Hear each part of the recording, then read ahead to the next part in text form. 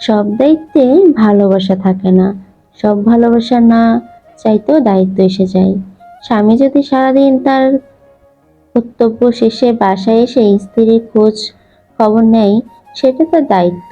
কিন্তু বাহিরে থাকা অবস্থায় তার স্ত্রীর জন্য ভালো কোন জিনিস চোখে পড়ে কিনে নিয়ে আসে তার স্ত্রী অজান্তে, ওটা তো স্ত্রীর প্রতি তার ভালোবাসা। স্ত্রীর জন্মদিন, তার ভালো লাগা মন্দ লাগা, ছোট ছোট জিনিসগুলো মনে রাখা, সেটাই ভালোবাসা। সে কিসে খুশি হয় তার খেয়াল রাখা, সেটাই ভালোবাসা। তেমনভাবে একজন স্ত্রীও যদি তার স্বামীর জন্য রান্না করে ঘরে ও সন্তান সামলায়, এটাও তার দায়িত্ব। ভালোবাসাটা তখন প্রকাশ পায় যখন সে স্ত্রী সমস্ত দায়িত্ব শেষে তার স্বামীর পাশে বসে তাকে খাবার বেড়ে দেয়। যখন তার ক্লান্তি মুখ দেখে তার জন্য মায়া তৈরি হয়, স্বামীর অসুস্থতার সমস্ত খাওয়া দাওয়ার ওষুধ পর খেয়াল করে রুটিন মেনে সেবা করে। স্বামীর শখগুলো যদি সে নিজের মতো মেনে নেয়, পূরণ করতে চেষ্টা করে। ভালোবাসা আর দায়িত্বে অনেক বড় পার্থক্য থাকে। আপনি কারো জন্মদিনে তাকে ভালো গিফট পাঠালেন, এটা দায়িত্ব।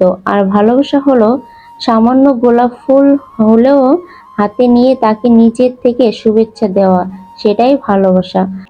কারোর অসুখ তার খোঁজ নেওয়া, এটা দায়িত্ব। কিন্তু ভালোবাসা হলো প্রিয় মানুষটার অসুস্থতার নিজের তার পাশে থাকা, তাকে সাহস জোগানো, তার খেয়াল রাখা, তাকে ফিল করানো যে আমি আছি তোমার পাশে।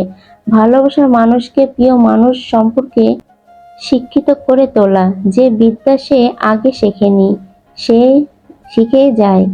যে জিনিস তার অপছন্দ ছিল, সে জিনিসটা তার প্রিয় মানুষের জন্য পছন্দ করতে শিখে যায়।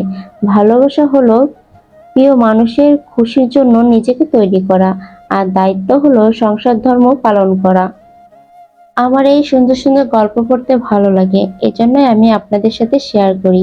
যদি এরকম গল্প ভালো লাগে আপনাদের, অবশ্যই আমাকে কমেন্ট করে জানাবেন।